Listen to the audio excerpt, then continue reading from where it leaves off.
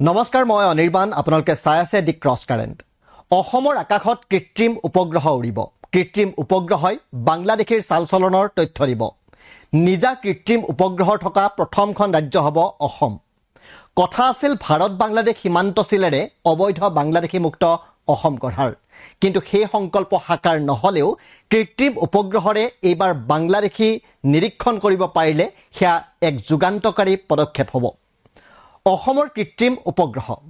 মুখ্যমন্ত্ৰী ডক্টৰ হিমন্ত বিশ্ব শৰ্মাৰ মুখৰ এই কথা শুনিবলৈ সঁচাকৈয়ে ভাল লগা। কিন্তু হঠাৎ কৃত্ৰিম উপগ্ৰহৰ কথা কিয় আহিল আৰু ইয়াৰ দ্বাৰা বাংলাদেশীৰ গতিবিধি চোৱাটো কিমান বাস্তৱসন্মত? নিৰ্বাচন সন্মুখত ৰাখি এয়া পুনৰ চমক সৃষ্টিৰে অসমৰ জনতাক আভুৱা ভৰাৰ চেষ্টা নেকি?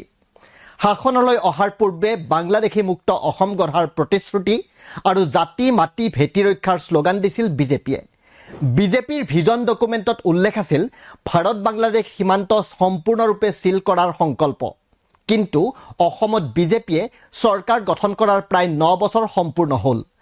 এতিয়ালৈ সীমান্ত সম্পূৰ্ণকৈ চিল নহ'ল।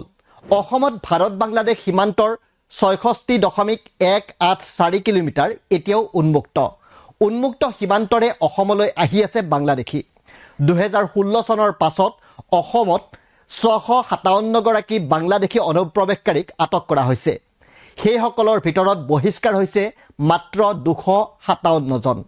এয়া হৈছে গৃহ বিভাগ নিজৰ হাততে ৰখা মুখ্যমন্ত্ৰী ডক্টৰ হিমন্ত বিশ্ব শৰ্মাই চলিত বিধানসভাত দিয়া তথ্য। এতিয়া মুখ্যমন্ত্ৰী হিমন্ত বিশ্ব শৰ্মাই কৈছে মহাকাশত কৃত্ৰিম উপগ্ৰহ সংস্থাপনৰ কথা। কৃত্ৰিম উপগ্ৰহই ক'ব বাংলাদেশী অনুপ্ৰৱেশৰ কথা। কথাটো বাৰু হাস্যকৰ নহয়নে? ভাৰতৰ মহাকাশ গৱেষণা সংস্থা চমুকৈ ইছৰো আছে। ভাৰত চৰকাৰৰ মহাকাশ বিভাগৰ অধীনত ইছৰোৱে ইতিমধ্যে বহুকেইটা কৃত্ৰিম উপগ্ৰহ উৎক্ষেপণ আৰু মহাকাশ মিছন সম্পূৰ্ণ কৰিছে।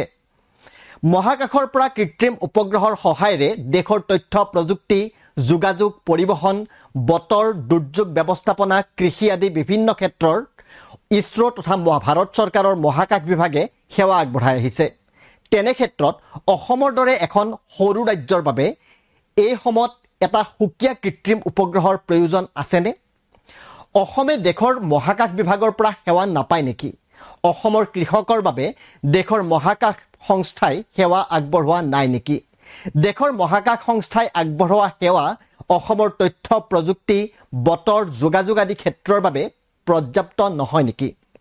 দ্বিতীয় কথাটো হ'ল এটা কৃত্ৰিম উপগ্ৰহ নিৰ্মাণ তথা উৎক্ষেপণত কেইবা কোটি টকা ব্যয় হয়।